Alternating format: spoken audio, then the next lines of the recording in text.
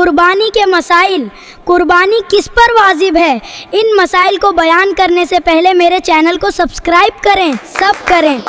ہر مسلمان بالغ، سمجھدار اور مالدار انسان پر عید الاضحیٰ کی قربانی واجب ہے جس کے پاس ضرورت سے زیادہ مال ہو۔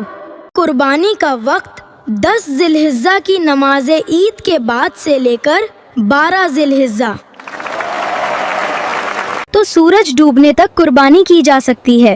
بکری یا بھیڑ ایک آدمی کی طرف سے، گائے اور اونٹ 7 حصوں تک ہو سکتی ہے۔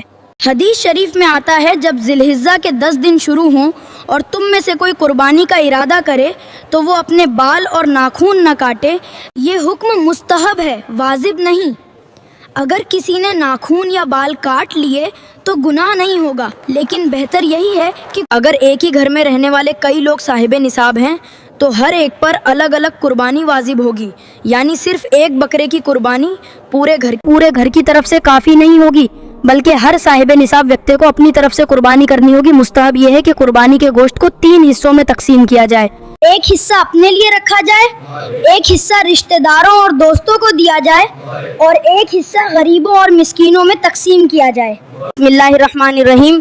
جنازہ کی 9 تاریخ یوم عرفہ کی فجر سے لے کر 13 تاریخ کی عصر تک ہر فرض نماز کے بعد تکبیر کہنا واجب ہے۔ اللہ اکبر، اللہ اکبر، لا الہ الا اللہ واللہ اکبر، اللہ اکبر وللہ الحمد۔ اس لیے جو ویکتی جان بوجھ کر ان تکبیرات کو چھوڑ دے گا وہ گناہگار ہوگا۔ اگر سلام کے بعد تکبیر کہنا بھول جائے اور نماز کے خلاف کوئی کام کرنے سے پہلے اسے یاد نہ آئے تو بھول جانے پر گناہ نہیں ہوگا، لیکن پھر بھی استغفار کر لینا چاہیے۔ کیا عورتوں پر بھی واجب ہے؟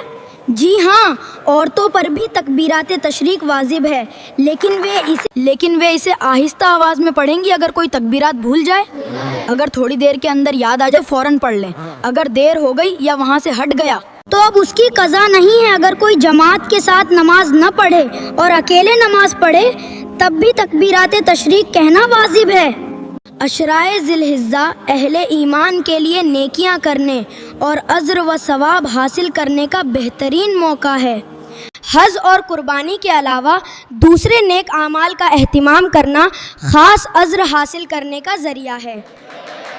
ان 10 دنوں میں تکبیر پڑھتے ہوئے بازار میں نکل جاتے اور لوگ بھی ان ساتھ تکبیرات پڑھنا شروع کر دیتے۔ تکبیر پڑھتے ہوئے بازار میں نکل جاتے۔ قرآن مجید میں اللہ سبحانہ و تعالی نے ان 10 دنوں کی قسم کھائی ہے۔